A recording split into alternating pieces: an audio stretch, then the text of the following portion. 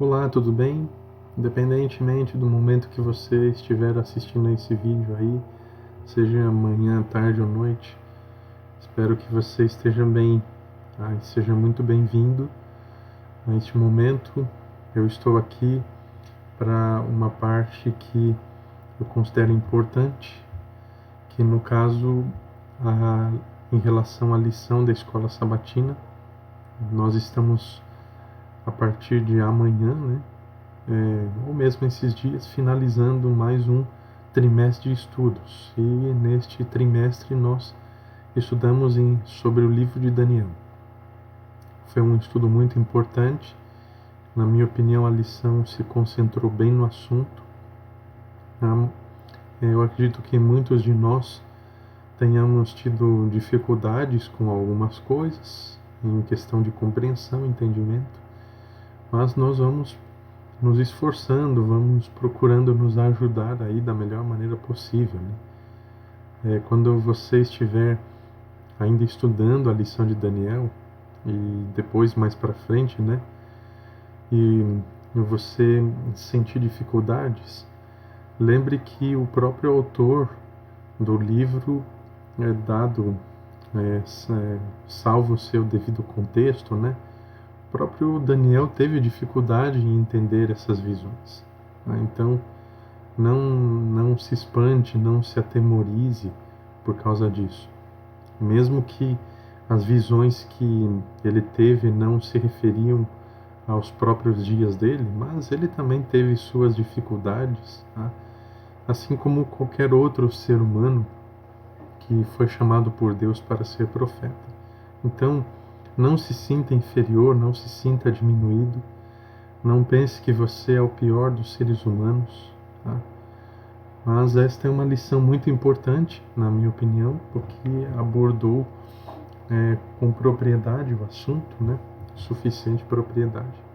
E nesta manhã, eu estou gravando de manhã, mas eu quero considerar com vocês alguns pontos importantes. Então, para ser o mais breve possível, tá? Eu gostaria de estar fazendo uma base. Deixa eu só pegar aqui para mostrar para vocês em relação a Daniel 12. Eu gostaria de estar apresentando então para vocês mais uma vez, só que de maneira bem mais resumida, né? A nossa base, a base que nós temos então para a compreensão dessa parte de Daniel, bem como de outras aí. Então, como vocês podem ver a partir de agora, essa é a mesma tabelinha que nós estivemos usando em umas apresentações anteriores aqui, tá? Então, nós temos Daniel 2, Daniel 7, Daniel 8, 9 e os capítulos 10 a 12. Então, nós temos em Daniel, no livro, 4 blocos, 4 capítulos, né? E nós, como adventistas, acreditamos que esses 4 blocos eles não são necessariamente distintos uns dos outros. Pelo contrário, eles são paralelos. Eles vão falando da mesma sequência de eventos, tá? Então, Daniel 2 nós temos impérios mundiais, Daniel 7 nós temos impérios mundiais, 8 e 9 da mesma maneira, tá?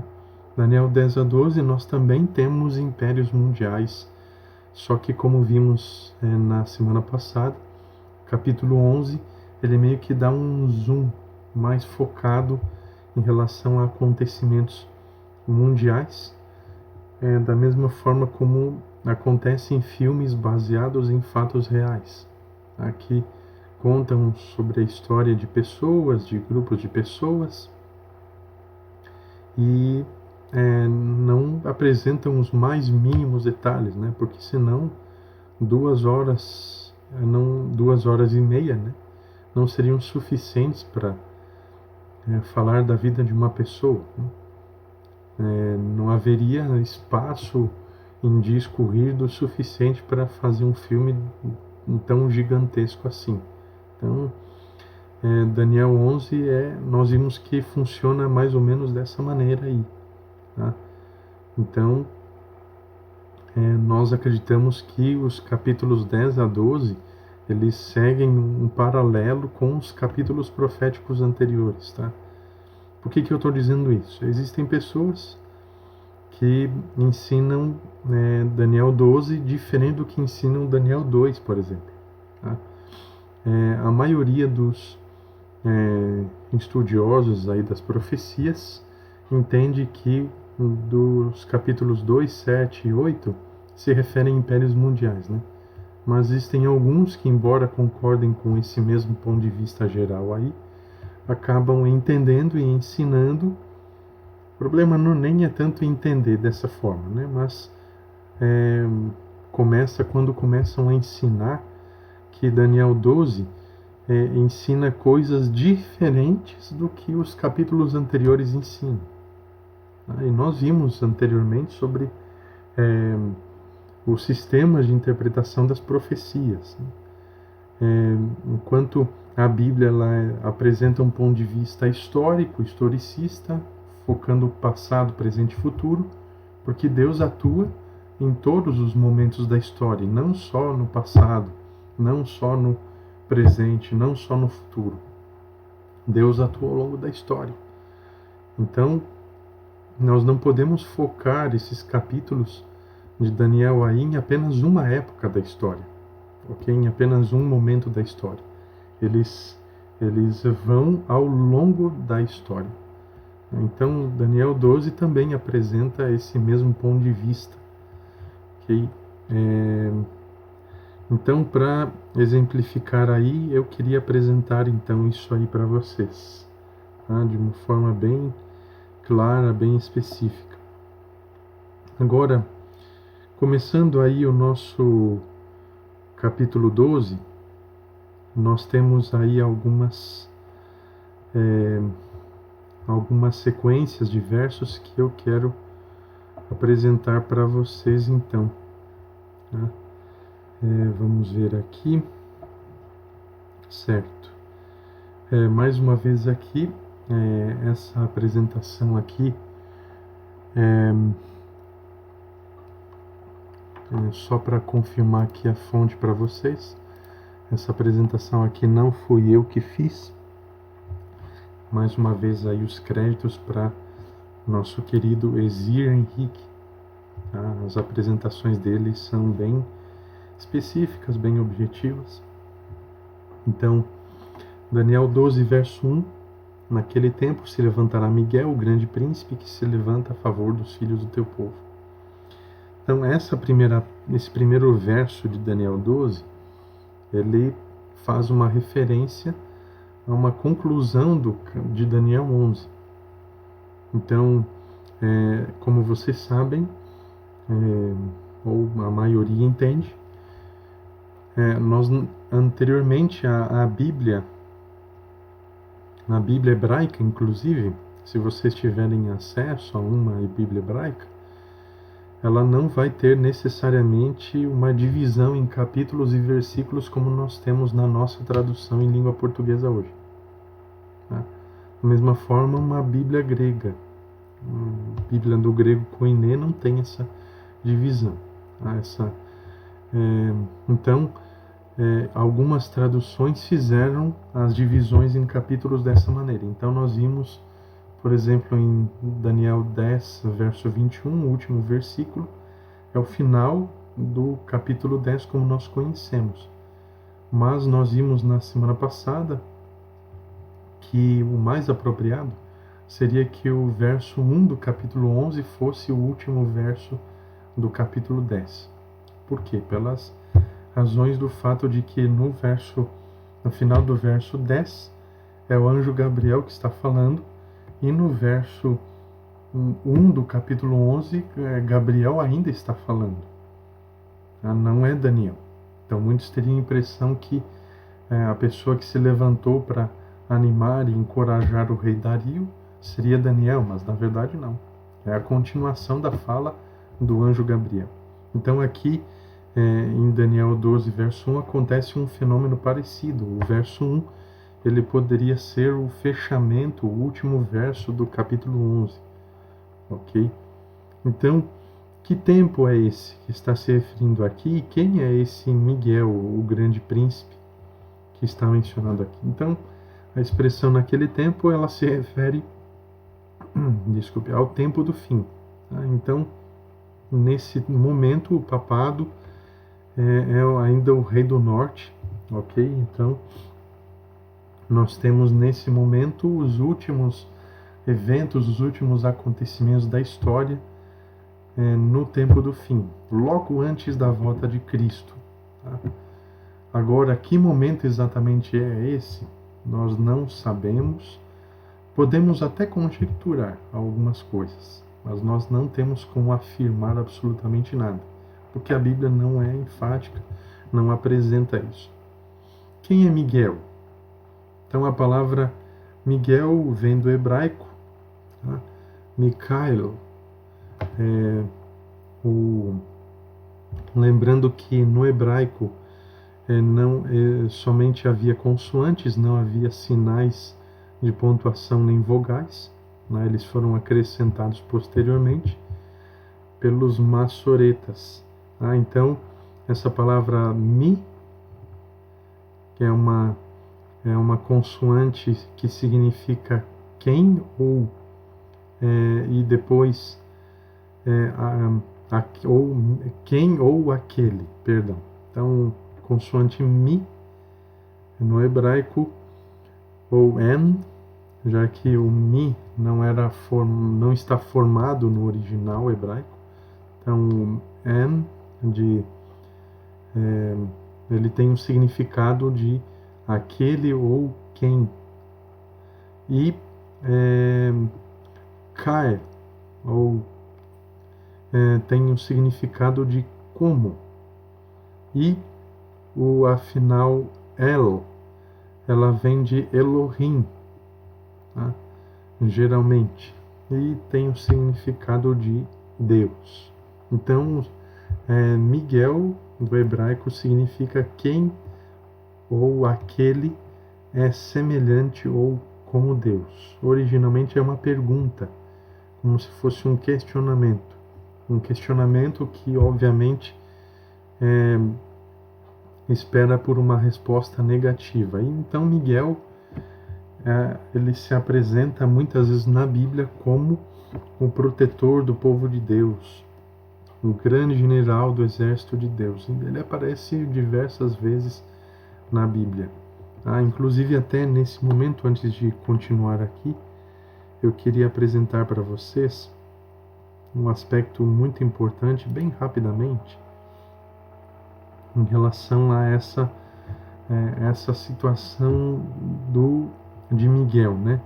Que muitas vezes ele é conhecido, mencionado como o Arcanjo Miguel. Deixa eu só mostrar aqui para vocês na tela correta aí. Como vocês podem estar vendo aí agora, aqui nós temos uma inscrição, um fragmento da Epístola de Judas, a mesma Epístola de Judas que nós temos na nossa Bíblia, que é um fragmento do Códex Sinaíticos, datado aí desse período do quarto século, depois de Cristo. Então,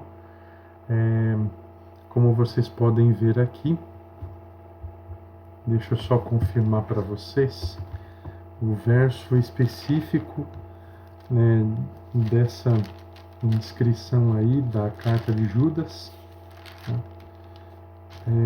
Onde aparece exatamente essa palavra, tá? Verso 9, ok? Então, essa é um fragmento do verso 9 de Judas. Então, como vocês podem estar vendo aqui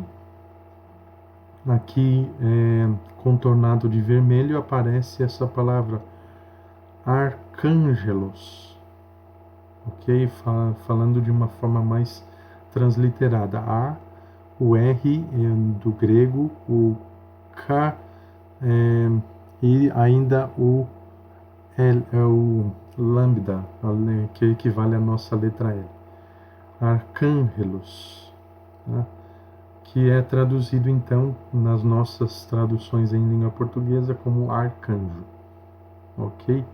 Então, essa palavra, essa inicial aqui, arca, ela tem um significado bem específico que tem sido traduzido geralmente como principal, primeiro, superior, né? Então, dessa forma, mesmo se tratando de um anjo, tá? Mas não é um simples anjo, seria um arcanjo. Então, não é necessariamente um ser criado, tá? E sim alguém que está acima, ou alguém que é superior aos anjos, certo? Mas que, apesar de tudo, tem a aparência de um anjo. Então, aqui nós cremos que é uma referência, então, é uma referência ao arcanjo Miguel, mas a referência mesmo é Cristo, tá? Ele aparece com essa identidade de Miguel em momentos cruciais da batalha do bem contra o mal. Então voltando para a nossa apresentação aqui, nós encontramos momentos específicos, tá, em relação à aparição de Miguel na Bíblia, né? Por exemplo, 1 Tessalonicenses 4,16, porque o Senhor mesmo descerá do céu com um grande brado, a voz do arcanjo, ao som da trombeta de Deus, os que morreram em Cristo ressuscitarão primeiro. Então, notem a referência aqui, a voz do arcanjo, tá? O mesmo Senhor descerá do céu com um grande brado. Esse grande brado é o que? A voz do arcanjo, o som da trombeta de Deus. Os que morreram em Cristo ressuscitarão primeiro. Então nós cremos que aqui em 1 Tessalonicenses 4, esse arcanjo é Cristo, é uma referência então ao arcanjo Miguel. Tá? Então nós, como adventistas, respeitamos os outros pontos de vista dentro do cristianismo que sejam diferentes disso. Mas nós cremos que Miguel, ou o arcanjo Miguel, ou o anjo do Senhor, como aparece em várias partes da Bíblia, se trata de Jesus Cristo, ok? Inclusive, João 5,25 é uma referência também, tá? Vem a hora, e agora é, em que os mortos ouvirão a voz do Filho de Deus. Então, são versos paralelos falando do mesmo acontecimento. Em João 5,25, os mortos ouvirão a voz do Filho de Deus. Em 1 Tessalonicenses 4,16, os mortos ouvem a voz do arcanjo. É a mesma coisa, então, tá? Não são versos contraditórios. Em Apocalipse 12, verso 7, outra referência a Miguel. Quando no céu houve uma batalha, antes do tempo da criação do nosso mundo, Miguel e seus anjos batalhavam contra o dragão e batalhavam também o dragão e seus anjos, tá? Mas esses últimos não tiveram vitória. Então, Cristo luta pelo seu povo contra as forças do mal, contra Satanás. Então, toda vez que a Bíblia descreve Cristo em batalha em luta contra o mal, em batalha, defendendo o seu povo, ele é chamado de Miguel. Tá? E esse nome, então, mais uma vez, esclarecendo e repetindo, esse nome ele deixa clara a ênfase da divindade de Cristo, né? Quem é como Deus, ok? Então, somente ele pode responder essa pergunta aí. Eu sou. Ele fala isso no Novo Testamento, tá? Repete isso no Novo Testamento e ao mesmo tempo no Antigo Testamento também. Eu sou o que sou, eu serei o que serei. Tá? Então nós cremos dessa maneira porque não haveria outra pessoa que pudesse vencer as forças satânicas senão alguém que seja como Deus, né? Então, na realidade, como já eu enfatizei antes, ser um arcanjo significa que ele está acima dos anjos e não que ele seja necessariamente um anjo criado por Deus. Tá? Então, é o único arcanjo citado na Bíblia. Tá?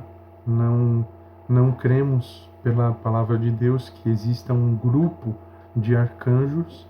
Essa não é uma crença bíblica, ok? Embora apareça em algumas tradições, em alguns escritos por aí, tá? O único arcanjo que existe na Bíblia é Miguel, porque ele é o único arcanjo que tem poder para ressuscitar os mortos, porque ele é a essência da vida, ele é a ressurreição e a vida. Ele é a própria vida em pessoa. Toda vez que aparece na Bíblia Jesus se levantando, então significa algum tipo de evento importante acontecendo na história. Então, nesse instante, nós temos então o período do alto clamor, o fechamento da porta da graça, segundo alguns creem aí, né? Então, sem um mediador, nós todos seríamos consumidos pelos nossos pecados. Graças a Deus, porque temos um advogado, um mediador. 1 João 2, verso 1 diz isso daí. Mas isso não acontece porque nós temos a misericórdia de Deus, a graça de Deus manifestada por Cristo, ele em sua intercessão no santuário celestial. Então, o pecado ele precisa ser erradicado no final de todas as coisas. Então, um exemplo disso daí está em Atos 7, versos 5 e 56. Mas ele, estando cheio do Espírito Santo, fixando os olhos no céu, viu a glória de Deus e Jesus que estava à direita de Deus, e disse: Eis que vejo os céus abertos e o Filho do Homem que está em pé à mão direita de Deus. Então, Jesus está em pé. Então, a partir desse momento, estamos no ano 34 depois de Cristo, o apedrejamento de Estevão aqui, né? Então, a partir desse momento, fecha-se a graça para os judeus como nação, né? Finaliza-se o tempo de 490 anos de oportunidade que eles tiveram como nação para se arrependerem, dar fim aos pecados e, enfim, aceitarem Jesus como Messias, né? Os judeus até hoje esperam por um Messias, mas não necessariamente Jesus. Eles esperam por um Messias. Tá? Inclusive, até como nós vimos semana passada, existem crenças, tá, em relação a se levantar um líder judeu no tempo do fim em Jerusalém, né, que iria se rebelar contra os reinos do mundo. Apocalipse 22, verso 11 e 12, então, é uma referência ao momento em que Jesus vai se levantar, então, né, ao final do tempo da graça, final da sua obra de intercessão. Aí ele declara: quem é justo, faça injustiça ainda, quem está sujo, suje-se ainda. A continuação, e eis que cedo venho, e o meu galardão está comigo para dar a cada um segundo a sua obra. Então essa é uma declaração de que a intercessão no santuário celestial terminou e ao mesmo tempo o tempo da graça. Tá? Então, a partir desse momento, os anjos que estão com as taças das 7 pragas, eles recebem a qualquer momento a ordem para derramamento dessas pragas sobre o mundo, né? Então, Daniel 12, verso 1, continua dizendo que haverá um tempo de angústia, qual nunca houve desde que existiu nação até aquele tempo. Mas, naquele tempo, livrar-se-á todo o teu povo, todo aquele que for achado inscrito no livro.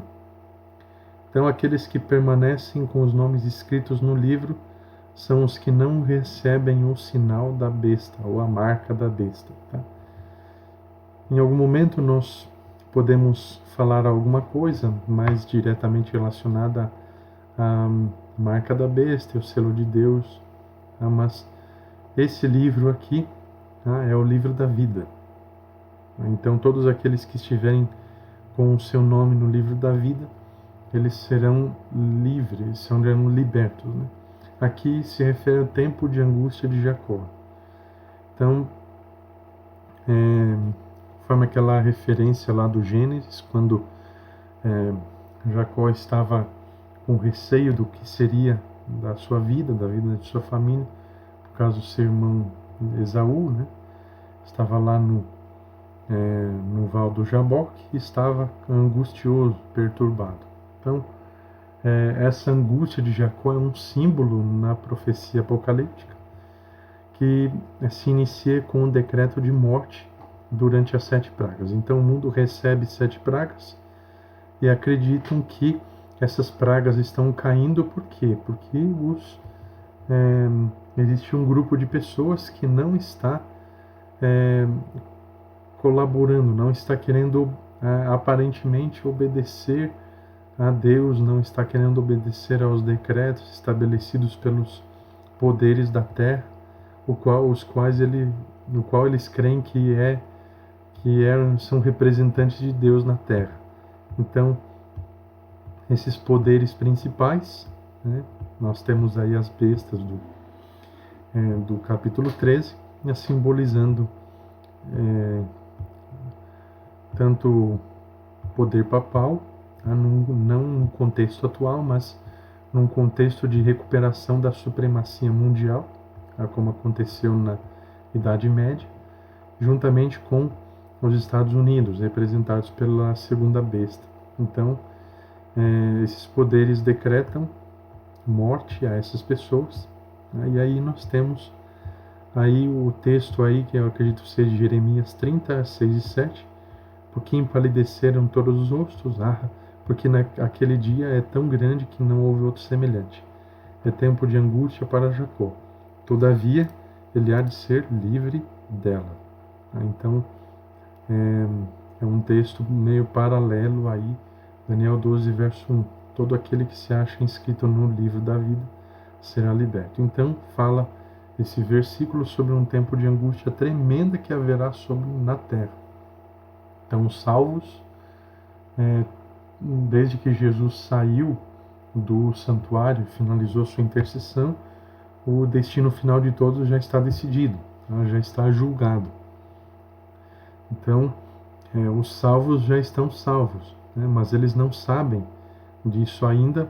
Por quê? Porque eles não... na Bíblia nós não temos o tempo certinho de cada uma das coisas. Então, Satanás procura mergulhar a terra inteira numa angústia tremenda, e os salvos, eles querem ter certeza absoluta se os seus pecados são perdoados. Então, nós fomos perdoados por Deus, mas nesse momento nós queremos ter certeza. Então fica aquela angústia: será que ainda há algum pecado que eu cometi no passado que não foi perdoado? Então, os salvos querem ter certeza disso. Então, o tempo de angústia, que é o período que está falando aí Daniel 12:1, ele inicia quando a mediação de Cristo termina no santuário celestial, após o fechamento da porta da graça. Muitos perguntam se durante esse período algum cristão, alguém do povo de Deus vai morrer. Então, primeiramente, nós temos os 144 mil no livro do Apocalipse, não é o nosso assunto aqui, mas o selo de Deus, conforme aparece em Apocalipse 7, que fala dos 144 mil, ele vai demarcar quem são os que permaneceram fiéis. Então, nós precisamos pensar no seguinte: as 7 pragas, elas representam a ira de Deus contra os inimigos do seu povo. Então é uma punição contra os ímpios, contra os infiéis. Então, da mesma forma como Deus fez lá no Egito, contra o Egito, Deus manteve o seu povo protegido das pragas do Egito, enquanto os egípcios sofreram as consequências das mesmas. Então aqui nós temos aquela situação das pragas no Egito simboliza muito bem o que vai acontecer a partir do fechamento da porta da graça. Deus pune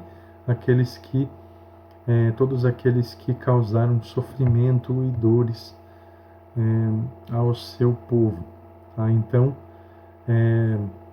e outra coisa, se não existe mais graça disponível a todos, se a salvação nesse momento não está mais franqueada a todos, até mesmo porque não querem mais saber disso, então não tem por que haver testemunho. Então, digamos que durante um certo tempo, no finalzinho da história do mundo, existe um momento em que a graça ainda está franqueada, ainda está disponível a todos. Então, pode ser que alguns venham a morrer como forma de testemunho, né? Os mártires. Né? Mas depois que a graça acaba, as pragas começam a cair, não há mais sentido em haver mártires como forma de testemunho da fé. Então, nós acreditamos que a partir do momento em que a porta da graça se fecha e as pragas começam a cair, Deus estará protegendo o seu povo. Então aí, nesse momento, se levanta Miguel. Então, nós temos essa aplicação. Miguel se levanta, ele não está mais na intercessão. Então agora, ele se levanta como o general do exército de Deus. Tá? Então, não tem mais sentido que durante esse período alguém do povo de Deus morra. Tá? Por esses motivos. A angústia também assola os ímpios, né? Porque eles tiveram apego ao pecado, rejeitaram de maneira gratuita a grandiosa salvação de Cristo, foram hostis contra o povo de Deus e, ao mesmo tempo, eles verão que foram enganados pela besta, né? A besta aí, os capítulos 13 e 17. Daniel 12 apresenta esse quadro aqui para a gente. Muitos dos que dormem no pó da terra ressuscitarão, uns para a vida eterna e outros para a vergonha e desprezo eterno. Então aqui nós temos uma referência à ressurreição especial. Por que ressurreição especial? Porque o texto está dizendo que são uns para a vida eterna e outros para a vergonha e desprezo eterno. Tá? Então, não é necessariamente uma referência à ressurreição geral, ok? Porque na ressurreição geral ressuscitam uns justos mortos, né? Não há uma ressurreição de perdidos nessa ressurreição. Os perdidos vão ressuscitar quando? Somente depois do milênio, apenas para receberem a sua sentença final de condenação, e aí morrem de novo. São extintos para todo sempre, né? Então aqui em Daniel 12, verso 2, como está falando de uns para a vida eterna e outros para a vergonha e desprezo eterno, então nós cremos que são dois grupos que ressuscitam aqui nesse momento. Então os que morreram na fé da mensagem do terceiro anjo, ou seja, aqueles que morreram de 1844 até a segunda vinda. Tá? E aí, quando Cristo estiver voltando exatamente, ele ressuscita todos os salvos, né? Todos os outros salvos. Mas aqui, os salvos que ressuscitam de 1844 até a segunda vinda, são aqueles que morreram na fé da terceira mensagem angélica. Então eles ressuscitam um pouquinho antes da volta de Cristo, eles acompanham o concerto que Deus faz com seu povo, a lei de Deus aparecendo no céu, todo aquele contexto fornecido por Ellen White nos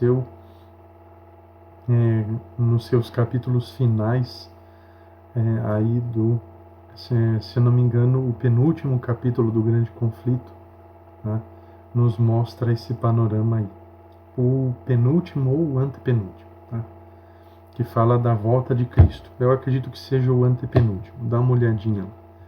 E também está falando então aqui o verso do grupo dos perdidos, que seriam no caso Anás, Caifás, Pilatos, Herodes, soldados romanos. Então Jesus prometeu para eles lá, você pode ver isso em Mateus 27, verso 61 ou 64, alguma coisa assim. Então, quando Caifás pergunta para Cristo, eu desafio você a dizer que você é o Cristo, Filho do Deus vivo. Então, ele responde, tu o disseste, então eu digo a verdade a vocês, que vocês vão todos ver o Filho do Homem vindo nas nuvens do céu. Então, Daniel 12, verso 2 faz referência a isso aí também. No verso 3, os que forem sábios, pois resplandecerão com um fulgor no firmamento, e os que a muitos ensinam a justiça como a estrela, sempre e eternamente. Então, sábio é todo aquele que ouve a palavra de Deus e a pratica.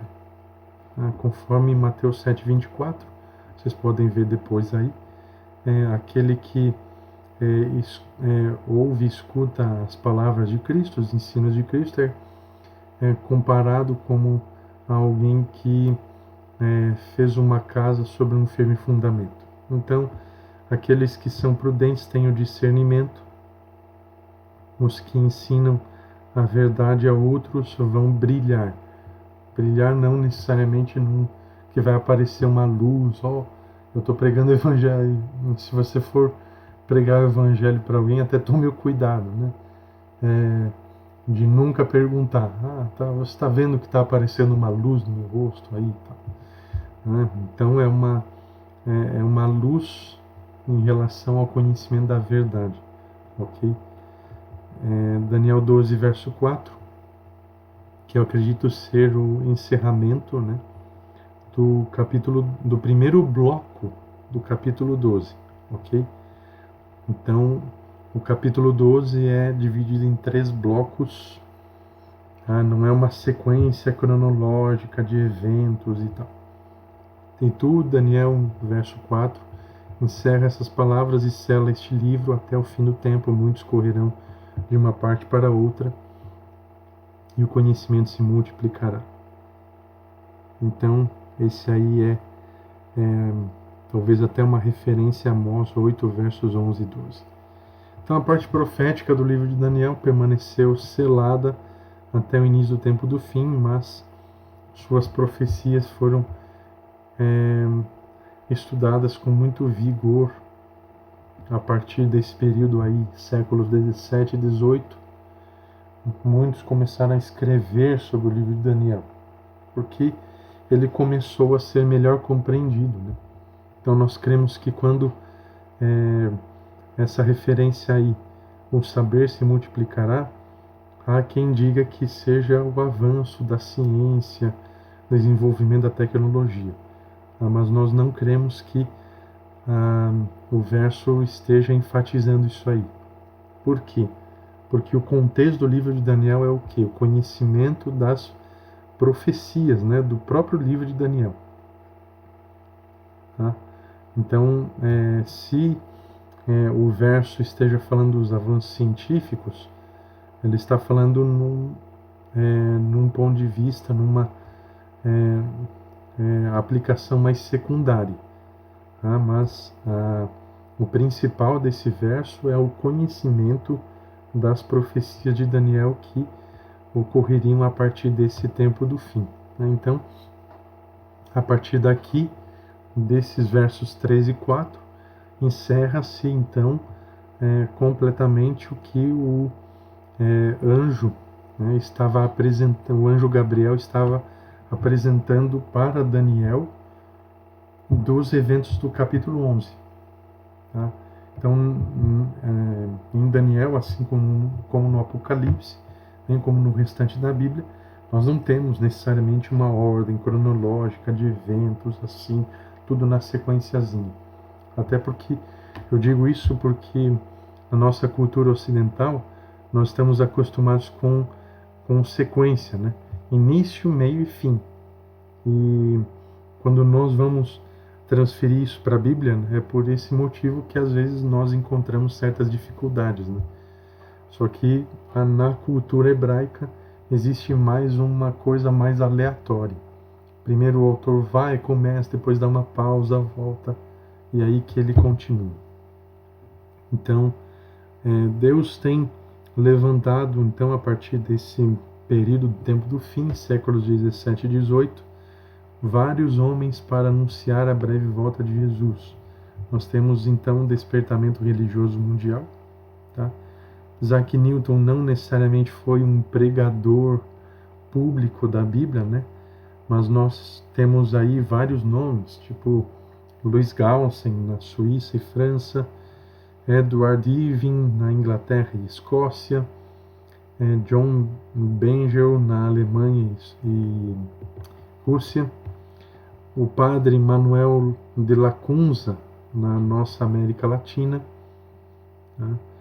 William Carey, na Índia, Joseph Wolff, um pregador mundial, Hudson Taylor, na China, ele não era chinês, ok? E na Suécia nós tivemos crianças, e também Guilherme ou William Miller, nos Estados Unidos, um dos mais conhecidos da história. O verso 5, então, ele começa um novo bloco. Então Daniel estava vendo até o verso 4 um grande bloco da profecia aí, né, do capítulo 11. Termina no verso 4 de Daniel 12. Não que necessariamente o verso 5 seria o início mais apropriado do capítulo 12, mas no verso 5 começa um outro bloco. Daniel vê outra coisa. Ele mesmo diz ali: então eu, Daniel, olhei, e eis que estavam em pé outros dois, um de uma banda à beira do rio e o outro da outra banda à beira do rio. Então quem são esses dois? Gabriel e Miguel. Nós vamos ver logo mais. Então Daniel, no verso 4, termina de ver a grande visão relativa aos acontecimentos da história da Terra. E a partir do verso 5, ele começa a ter uma outra visão. Ele olha lá para um rio e tinha duas pessoas, dois seres. Um estava de um lado e outro estava do outro. Eu sei que essa imagem aí não representa apropriadamente, mas um estava de cada lado do rio. Então, verso 6, e ele disse, e ele, no caso, Gabriel, né, disse ao homem vestido de linho que estava sobre as águas do rio: quando será o fim destas maravilhas? Então, é uma continuidade. Gabriel estava apresentando a visão do capítulo 11 para Daniel. Termina de apresentar isso no verso 4. Aí, no verso 6, ele direciona a sua fala para um homem vestido de linho que estava do outro lado do rio. Por quê? Porque entende-se que até esse momento aí, na visão, ele estava junto com Daniel do lado de cá do rio. Então esse homem vestido de linho estava do outro lado do rio. Só que ele estava sobre as águas nesse momento. É interessante, né?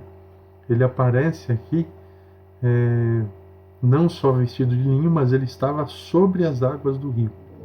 Se vocês forem ver no Novo Testamento, quem foi que andou sobre as águas certa vez? Foi Jesus. Até pediram: se for o Senhor mesmo, que eu ande também sobre as águas como o Senhor está andando. Então esse homem vestido de linho é o mesmo que aparece então nos capítulos anteriores, como o capítulo 8, por exemplo. Então, que maravilhas são essas que o anjo Gabriel pergunta ao homem vestido de linho? Então são as cenas da história, são os acontecimentos da história e a compreensão das profecias, né? Conforme Gabriel estava apresentando para Daniel no capítulo 11. Então, que maravilhas!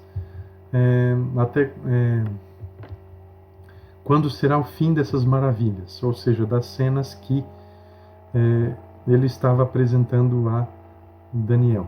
Então, no verso 7, ouvi o homem vestido de linho que estava por cima das águas do rio, quando levantou ao céu a mão direita e a mão esquerda e jurou por aquele que vive eternamente, que isso seria depois de um tempo, 2 tempos e metade de um tempo, e quando tiverem acabado de destruir o poder do povo santo, cumprir-se-ão todas estas coisas.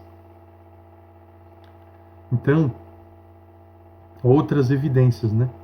Ele estava vestido de linho, o mesmo no capítulo 8. Ele estava por cima das águas do rio. No Novo Testamento nós vemos que Jesus andou sobre águas, caminhou sobre águas numa certa ocasião. E agora outra evidência da sua identidade. Ele levanta as suas 2 mãos para o céu e jurou por aquele que vive eternamente. Nenhum ser humano poderia fazer isso. Nenhum anjo poderia fazer isso. Nós não temos nenhuma situação em que Gabriel levanta suas 2 mãos para o céu e jura por Deus. Então, é outra evidência da identidade de Cristo aqui.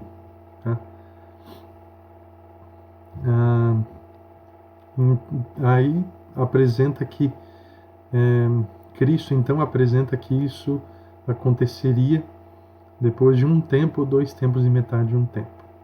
Então aqui nós temos outros parâmetros de profecia que tem base bíblica. Então, um tempo, de acordo com 2 passagens principais, Números 14, verso 34, Ezequiel 4, verso 6, um dia em profecia equivale a um ano. Então, um tempo é um ano tem 360 dias. 2 tempos são 2 anos, então 720 anos. E meio ano são 180 dias, 6 meses. Então, somando isso aí tudo, nós temos 1260 dias, que na realidade, quando se interpreta a profecia, são 1260 anos. Então, repetindo a referência, Números 14, verso 34 e Ezequiel 4, verso 6. Tá? Então, nós temos aí o período desde a eliminação dos ostrogodos, um reino bárbaro, em 538, até a prisão do Papa Pio VI em 1798. Então, o homem vestido de linho disse que todas essas maravilhas só aconteceriam depois que os 1260 anos se cumprissem. Então, o início do tempo do fim, após 1798. Então, aí agora, aqui no verso 8, não é mais Daniel que está, não é Daniel que está falando. Perdão, não é mais Gabriel que está falando. Agora é Daniel que faz a pergunta, né? De certa forma, uma pergunta bem parecida, né, com a que o anjo Gabriel fez. Mas, na verdade, Daniel perguntou isso porque ele não entendeu. Então, vejam aí a pergunta. Eu, pois, ouvi, mas não entendi.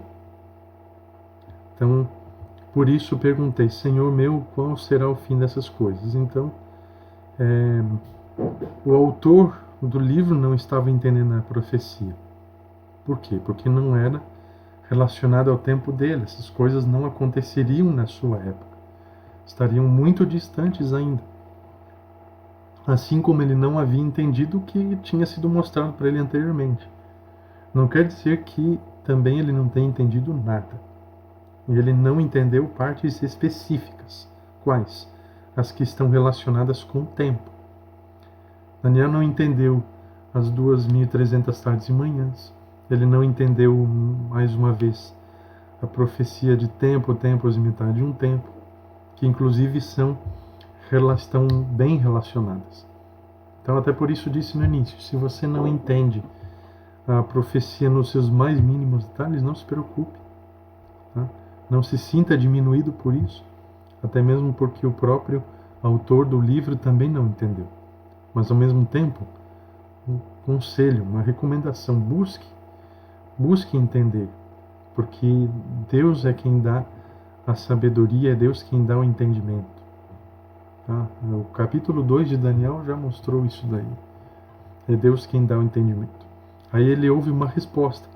Só que essa resposta, né, não necessariamente respondeu a pergunta de Daniel. Ele, no caso, o homem vestido de linho que estava andando sobre as águas.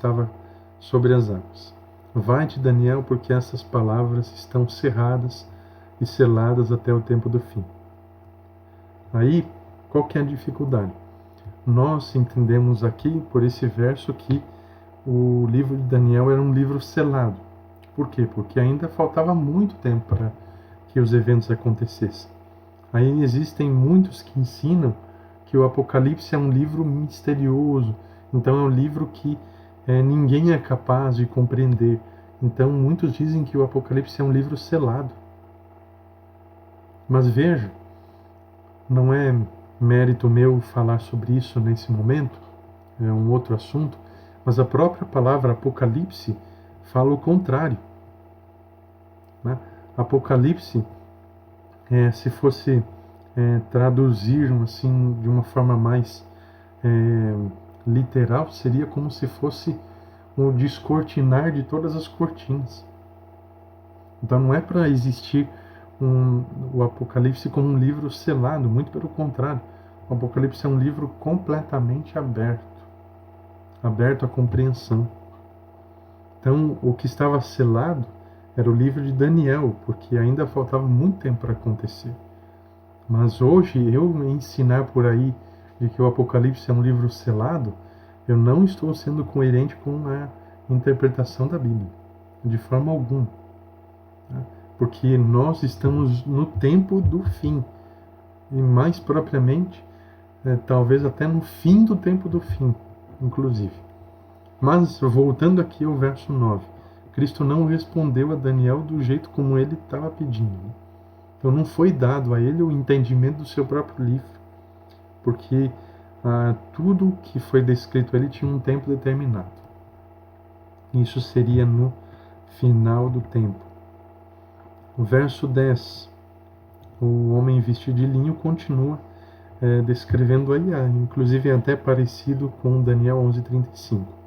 Muitos serão purificados, embranquecidos e provados, mas os ímpios procederão impiamente. Nenhum ímpio entenderá, mas os sábios entenderão. Até gostaria de fazer um adendo aqui. Nesse ponto aqui, você está falando de provações, né? Sofrimento, angústias e tal, que os justos vão passar, e isso vai engrandecer, vai construir o caráter dos justos, né? Mas quando fala que nenhum ímpio entenderá, não está dizendo que aqueles que não conseguem, que têm dificuldade de entender a profecia de Daniel, são ímpios. Muito pelo contrário. Não é esse o sentido que está sendo dado aqui. Mas sim que os ímpios são aqueles que rejeitam, tá? Rejeitam o conhecimento de Deus, o conhecimento da salvação que Deus proporciona. E mais propriamente, rejeitam a própria salvação que Deus nos dá. É isso que o texto está falando aqui. Então são esses ímpios que não entendem. Por que não entendem? Porque eles nem procuram entender, não querem saber.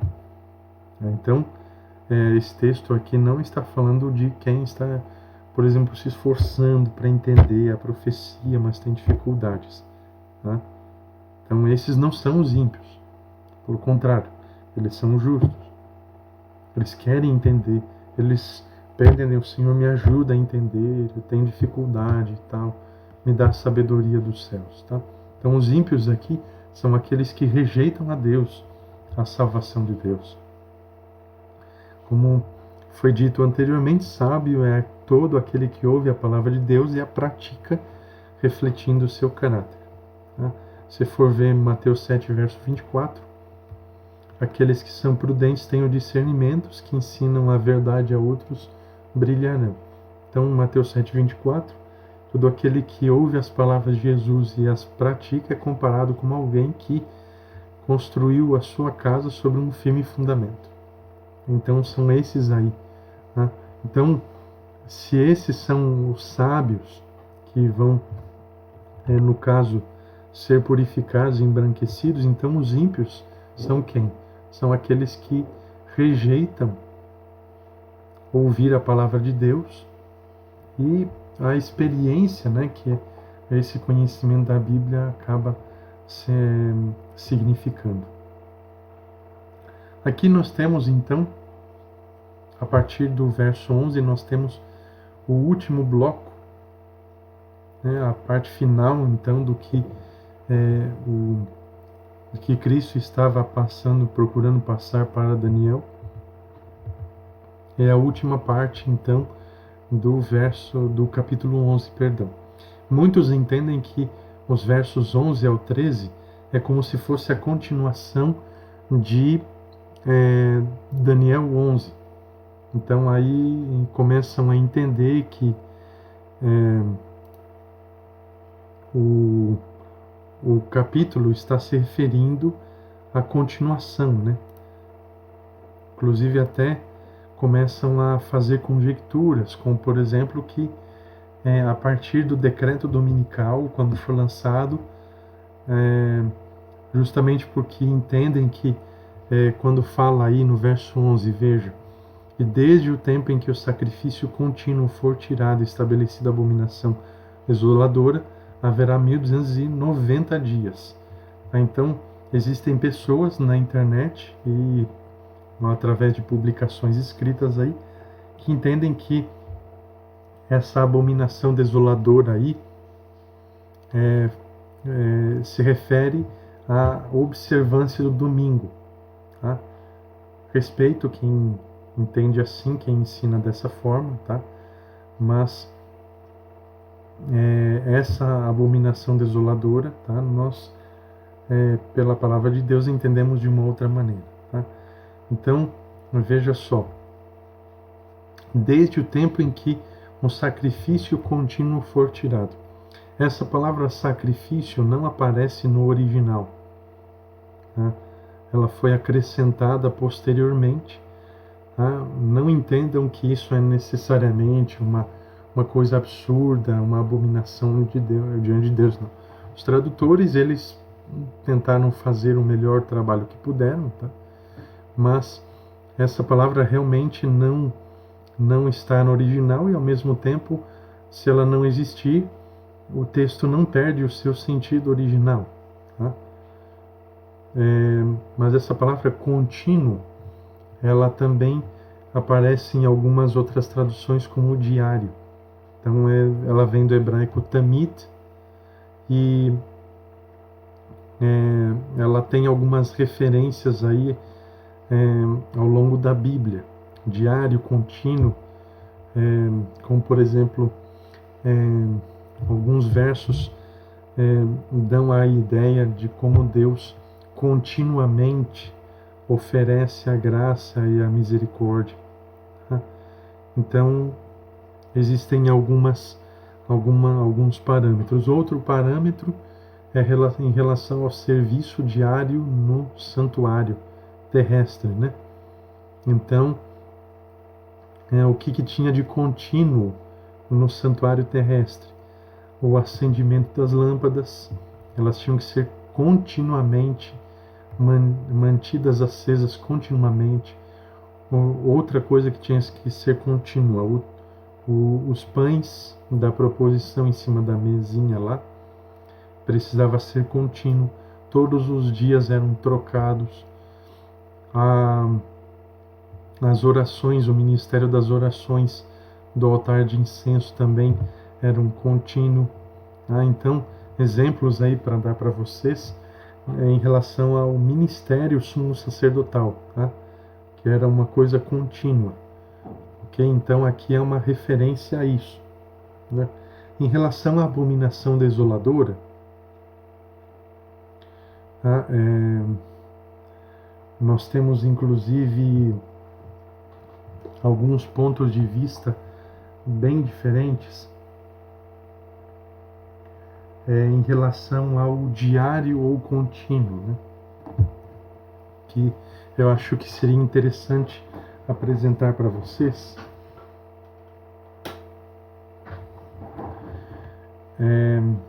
Existem então alguns 3 pontos de vista relacionados então ao contínuo. O primeiro deles é que o termo diário ou contínuo se refere aos sacrifícios oferecidos no Templo de Jerusalém. Então, alguns eruditos defendem essa ideia, essa interpretação. Então, a consequência disso é que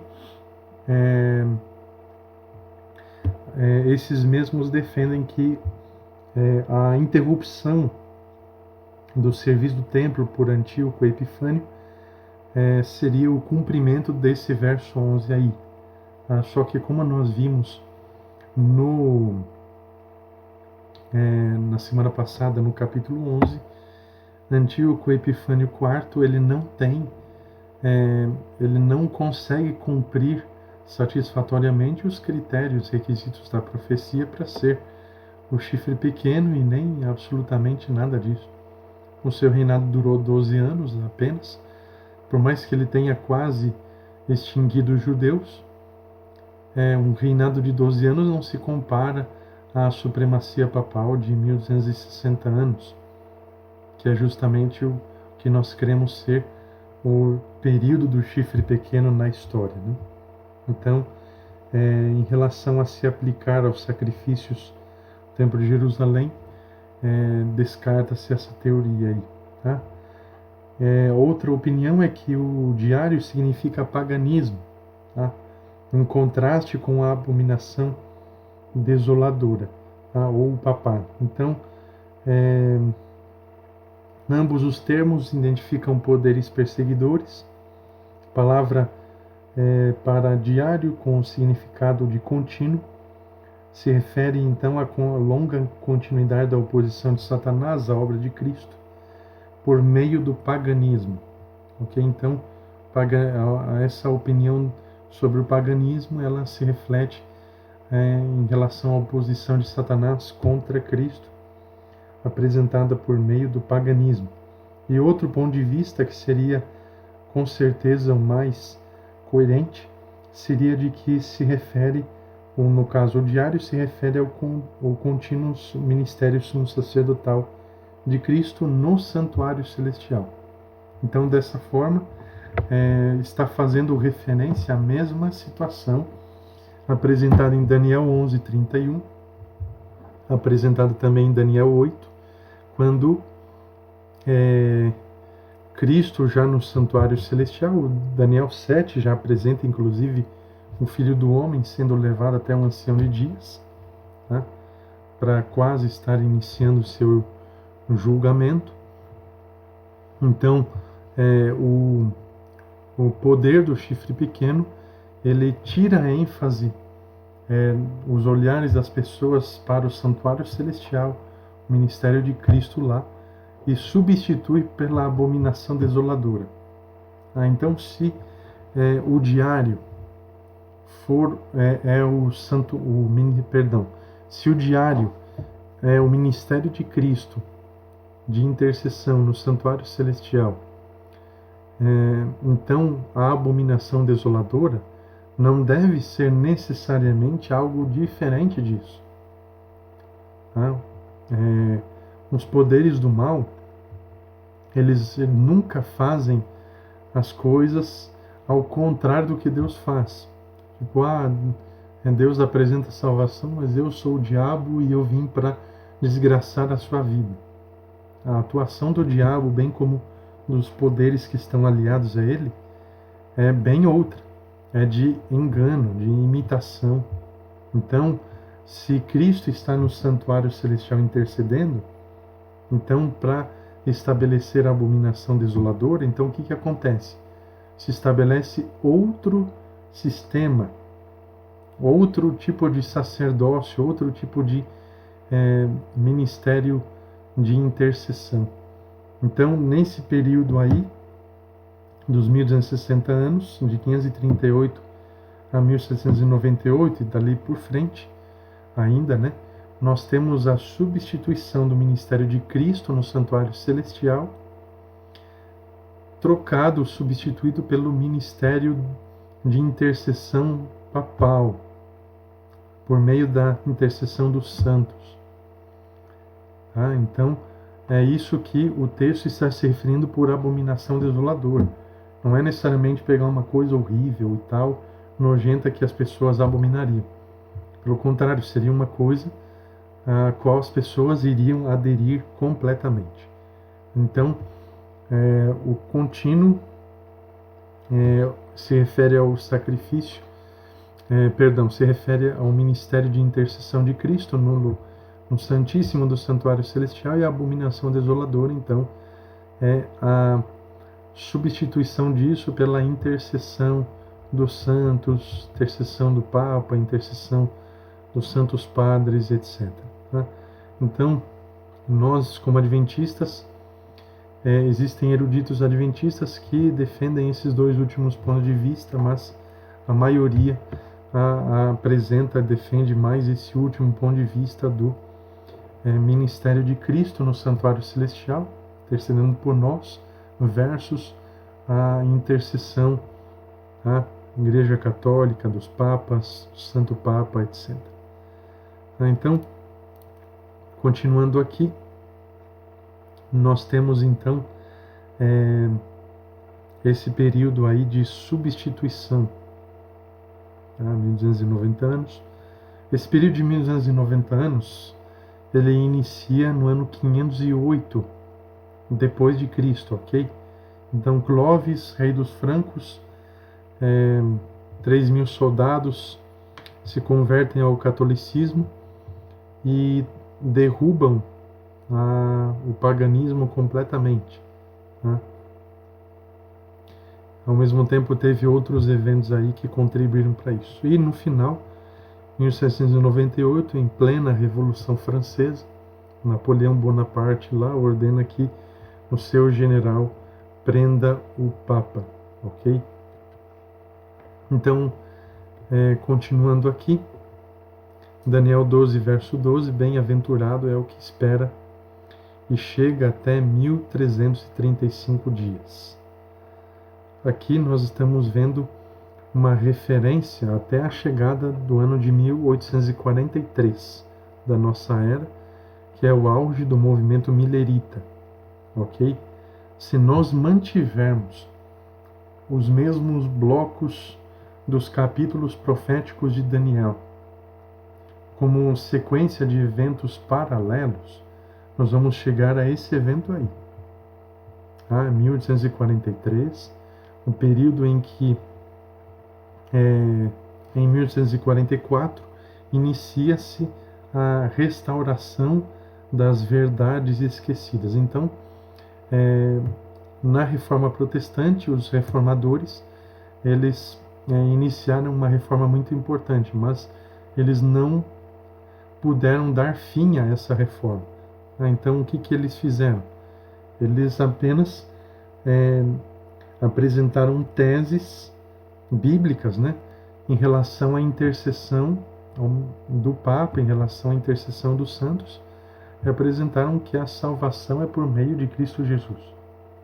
Mas, lamentavelmente, eles não deram, por diversos motivos, continuidade a essa reforma. Então, a partir de 1843, 1844, surge um movimento adventista que dá continuidade, então, à reforma iniciada pelos reformadores. Então, inicia-se a restauração da observância do sábado, do sétimo dia, como o dia bíblico de observância, e vários outros pontos, a própria justificação pela fé, a reforma de saúde e muitas outras coisas, tá?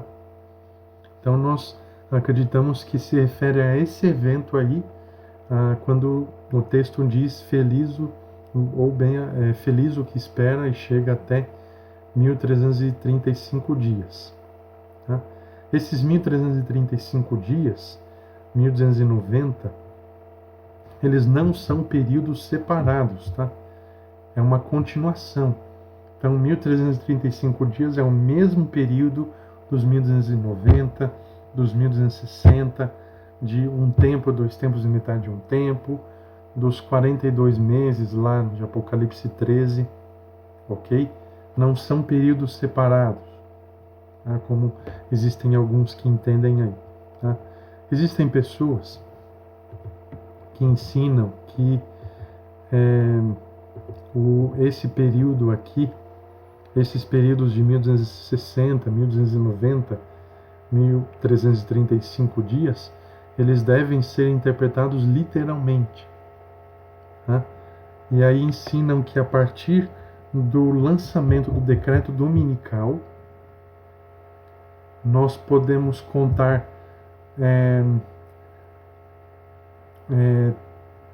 nós podemos contar 30 dias, tá? 30 dias, ou 30 dias. Nós podemos contar um período de tempo aí de 1290, isso, 30 dias, né? Quando se interpreta literalmente 30 dias. Então, do decreto dominical, mais 30 dias. O que acontece? A ressurreição especial. Só que a ressurreição especial está onde? Daniel 12, verso 2. Ela está no final da história, mas o capítulo 12 de Daniel não é claro em dizer quando que ela vai acontecer. Tempo específico. Mas uns têm ensinado que a ressurreição especial, que acontece um pouco antes da volta de Cristo, vai acontecer 30 dias depois do decreto dominical. Então a pergunta que fica aí, inclusive, com muito respeito, com muito carinho aí aos que entendem dessa forma, mas onde é que nós temos um parâmetro bíblico para nós entendermos dessa forma?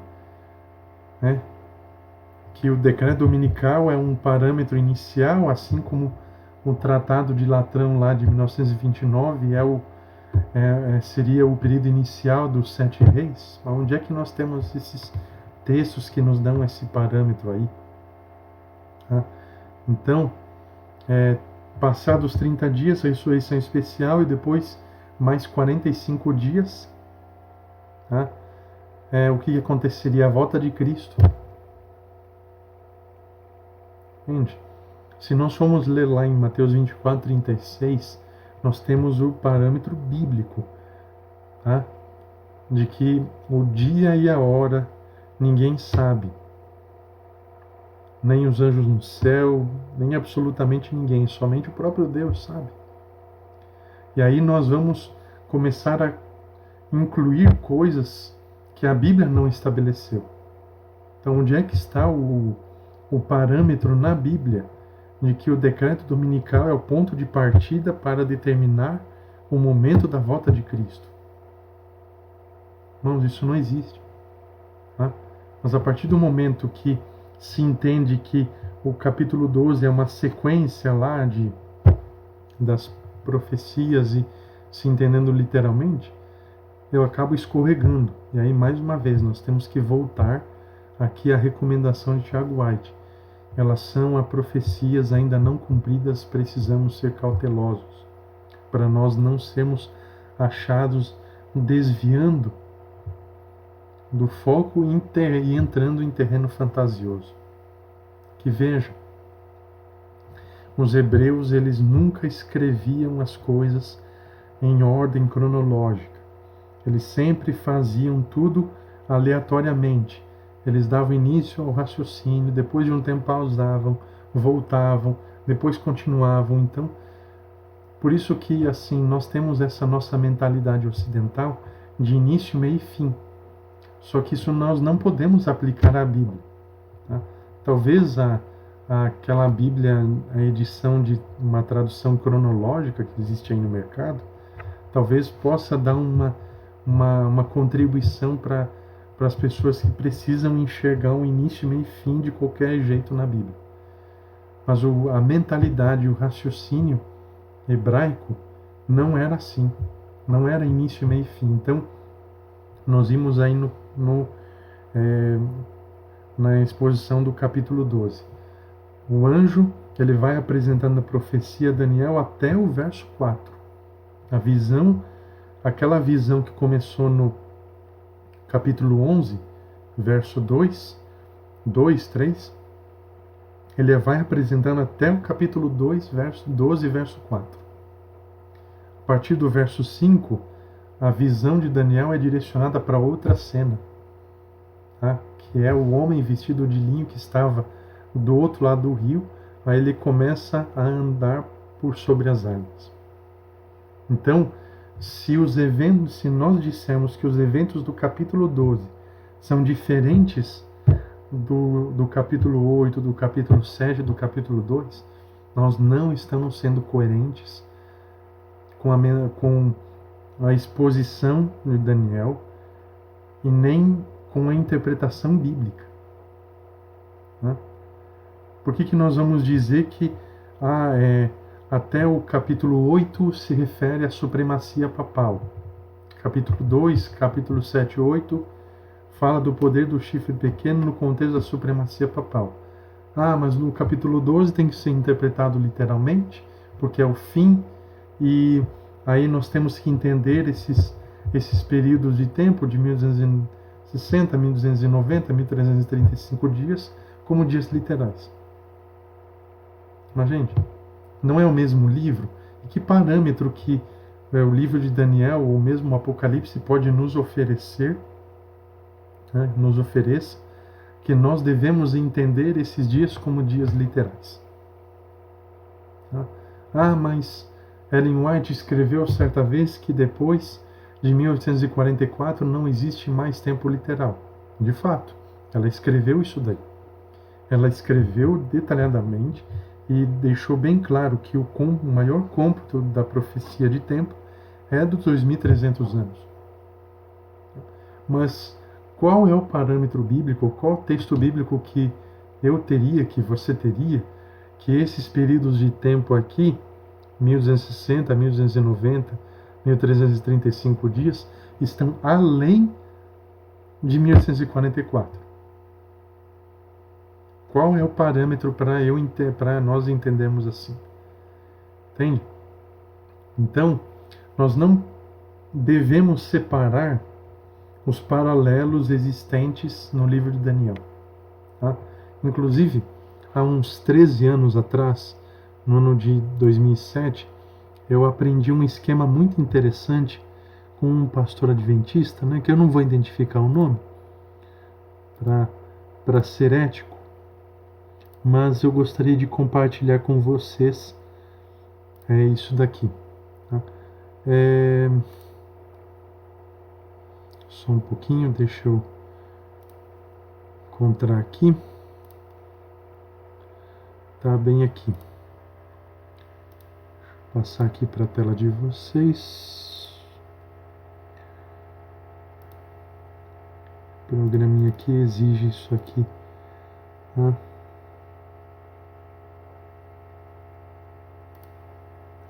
Ok, está bem aí então. Esse mesmo esquema então. Veja, eu aprendi o seguinte então há uns 13 anos atrás, em 2007. A sequência aqui dos blocos paralelos de Daniel, o livro de Daniel, a profecia de Daniel 2, ela vai seguindo essa sequência, né, a mesma dos outros, e vai nos direcionando até 476 depois de Cristo. Depois disso apresenta aí o que nós temos atualmente, né, um império dividido em reinos, até o estabelecimento do reino de Deus. Então, a profecia de Daniel 2, ela me direciona primeiramente até o ano 476 depois de Cristo. Ok? Depois, a profecia de Daniel 7, ela vai apresentando os mesmos acontecimentos sob outros símbolos. Ela me direciona até o ano de 1798. Por quê? Porque esse é o tempo em que acontece o julgamento do quarto animal. Da mesma forma como em 476, chega-se até os pés de ferro e barro. Tá? Começa com isso daí. No capítulo 8, a profecia ela vai direcionando até o ano de 1844. Por quê? Porque nesse período inicia a purificação do santuário e o poder do chifre pequeno começa a ser subjugado. Tá? As pessoas elas são, a partir desse período, direcionadas novamente ao santuário celestial. Então a profecia de Daniel 8 me conduz até o ano de 1844. Tá? Então, essa seria a sequência, então, relacionada aí a Daniel, ou a sequência dos livros proféticos de Daniel. Tá? Aí, a mesma pessoa que apresentou esse raciocínio aí, tá? É um raciocínio muito interessante e revela a progressividade, né, em relação ao tempo das profecias de Daniel. Ok? Beleza? Aí, deixa eu só encontrar aqui uma referência muito importante para vocês em relação a Daniel 11, que esse mesmo expositor de Daniel costuma apresentar já faz algum tempo. Tá? Deixa eu só encontrar aqui para vocês aonde se encontra essa referência aqui que ele também costuma apresentar. Só um pouquinho.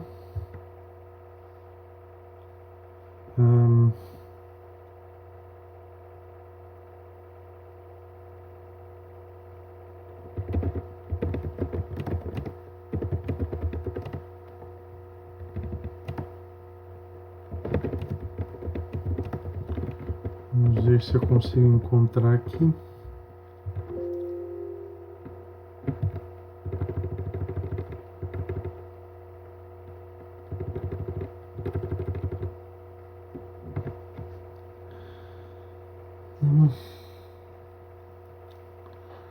Vamos ver.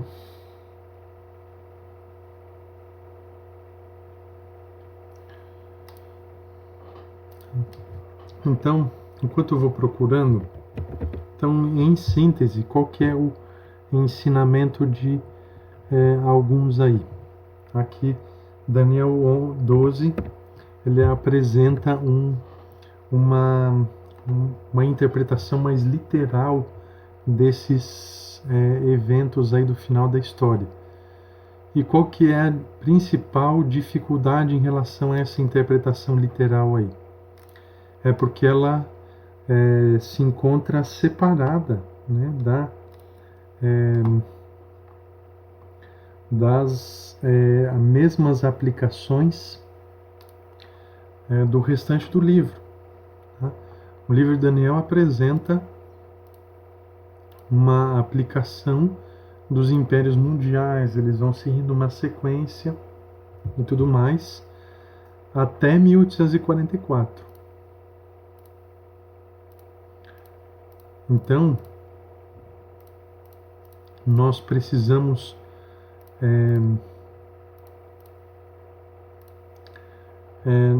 entender que a profecia aí de Daniel 10 a 12, ela se encontra em paralelo, tá, com os capítulos anteriores.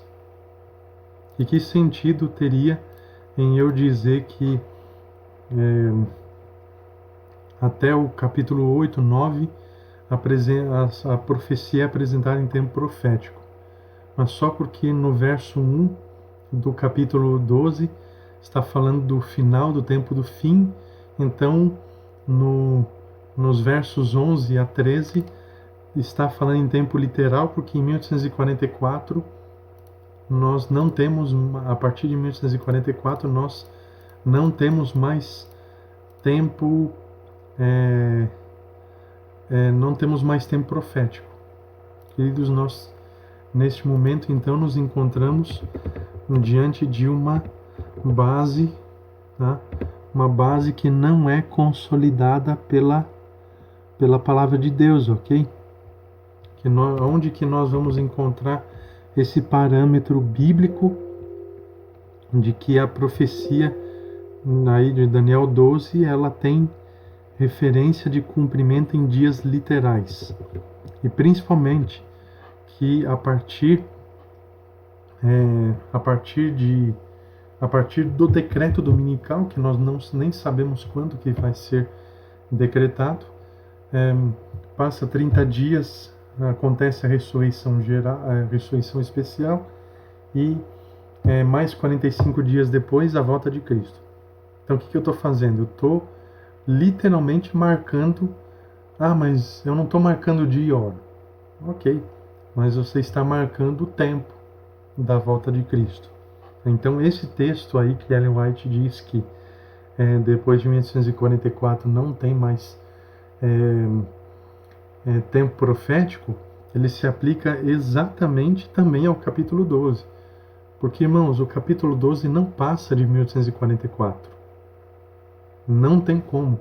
Se nós queremos permanecer fiéis em harmonia aos princípios de interpretação de profecia do próprio livro de Daniel, nós não vamos ultrapassar o ano de 1844.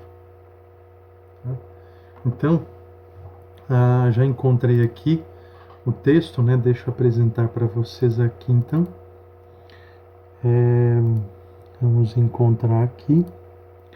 Está bem aí o texto de Ellen White, que aparece no livro Beneficência Social. Não é o único texto que fala disso daí, mas originalmente está na Review and Herald, 24 de novembro de 1904. Os juízos de Deus estão na terra. As guerras e rumores de guerra, as destruições pelo fogo e inundações dizem claramente que o tempo de angústia que aumentará até o fim está às portas. Não temos tempo a perder. O mundo está insuflado pelo espírito de guerra. As profecias do capítulo 11 de Daniel já alcançaram quase o seu final cumprimento. Ou seja, ela está querendo dizer aí que a maior parte, pelo menos, do capítulo 11 de Daniel já se cumpriu, já está no passado. Mas, ao mesmo tempo, isso deixa nas entrelinhas o quê? Que a maior parte da profecia já se cumpriu, que existe outra parte que está em cumprimento, tá? E existe uma outra parte ainda que ainda está no futuro. Ela escreveu isso quando? 1904. Então, esse mesmo expositor aí de Daniel que estou me referindo, ele ensina que a profecia de Daniel 11, ela se refere a esse período aí, de 1904, tá? Em relação ao seu cumprimento final. Beleza. Ellen White escreveu isso, tá? E ela deixou claro que as profecias, elas ainda no ano de 1904 estão já quase alcançando o seu cumprimento final. Beleza. Só que tem ainda o detalhe específico. Por mais que em Daniel 11 o cumprimento dos acontecimentos da história chega a 1904 e continua depois ainda, evidentemente, porque vai até a volta de Cristo, os eventos ali de Daniel 11, 45, Daniel 12, verso 1, chega muito perto da volta de Cristo. Tá? Agora, isso não quer dizer que Daniel 12, versos 11 a 13, que fala daqueles períodos de tempo, se refere também à época da volta de Cristo. Por quê? Porque o capítulo 12 não é uma sequência, não é uma continuidade. Não se refere ao mesmo período. Tá? Então, esses períodos de tempo, eles são os mesmos lá do capítulo 8. Os 2.300 anos, tempo, 2 tempos e metade, 1 tempo. Então, esse período aí, 1.260 anos, a supremacia papal. Né? 1.290 dias, período em que as pessoas estariam voltando a ter contato com a palavra de Deus. A palavra de Deus não era mais inacessível ao povo. Tá? E depois dos 1335 dias, o que acontece? Surge um movimento adventista no mundo que retoma aquilo que a reforma protestante não concluiu, a restauração das verdades perdidas. Eu não posso dizer que Daniel 11 chega a 1904, Daniel 12 vai até a volta de Jesus. Nós temos que ser cautelosos. Tiago White já havia nos alertado em relação a isso. Tá? Então, nós como adventistas não cremos, portanto, que Daniel 12 versos 11 Daniel 12 versos 11 e 12, né, mais propriamente, se refiram a eventos, especificamente eventos da volta de Jesus. Nós não cremos nisso. Tá? Respeitamos quem tenha ponto de vista diferente, mas entenda, quem ensina dessa outra maneira aí não apresenta necessariamente uma posição nossa como adventistas do sétimo dia. Ok? Então, apenas relembrando, Daniel 12 é dividido em dois ou três blocos. Né? Daniel 12, verso 4, Gabriel termina de apresentar a visão a Daniel, e aí dirige uma pergunta para o homem vestido de linho que estava do outro lado do rio. Aí Daniel tem uma outra visão, que não é mais a mesma. Então tem uma descontinuação. Tá? E aí no verso 13, Daniel é orientado aí da forma a que ele iria descansar de suas obras em sua velhice, mas ele se levantaria novamente, fazendo uma alusão de que na ocasião da volta de Cristo ele ressuscitará para o encontro com Cristo novamente. Ok? Irmãos, eu entendo que esses assuntos são complexos, naturalmente eles demandam tempo nosso, então para apresentar assuntos como esses de profecias, se nós formos apresentar de uma forma mais coerente, mais aprofundada, nós acabamos demandando um pouco de tempo. Tá? Mas com esses aí eu espero mais uma vez ter contribuído aí não somente com conhecimento de vocês, também não para satisfazer curiosidade, mas para que vocês tenham uma base, né, uma base boa para entender esse assunto aí, tem a sua importância, né, até porque nós estivemos estudando isso aí durante um trimestre, né? 3 meses não é suficiente para aprofundar isso aí com tanta clareza, com tanta propriedade, mas eu acredito que nesse trimestre a lição da Escola Sabatina esteve apresentando esse assunto de uma forma bem apropriada. Então, Deus abençoe a cada um de vocês. Só gostaria de fazer uma oração neste momento. Senhor, neste momento eu agradeço a Ti pelo fato de o Senhor ter nos dado essa oportunidade de estudarmos o assunto do livro de Daniel durante esse trimestre. Que o Senhor abençoe a cada um dos que estão assistindo esse vídeo, os que estão terminando de estudar essa lição, esse trimestre, que o Senhor os ajude, que o Senhor os abençoe. Quando eles estiverem estudando, que o Senhor os abençoe com sabedoria, lhes dê a compreensão que eles tanto necessitam e os ajude a compreender essas profecias tão importantes. Eu te peço isso em nome de Jesus. Amém. Muito obrigado, então, portanto, pela sua atenção. Deus abençoe. Se em algum momento você tiver curiosidade de saber mais alguma coisa sobre essas profecias de Daniel, mais especificamente sobre o que eu apresentei, fique à vontade, me mande uma mensagem aí pelo Facebook, se você tiver meu WhatsApp, pode mandar mensagem também, fazendo alguma pergunta. Ficarei feliz em estar ajudando na medida do possível, apesar do tempo bem corrido, apesar das atividades. Deus o abençoe e que Ele esteja com você sempre que você estiver estudando, então, a sua palavra.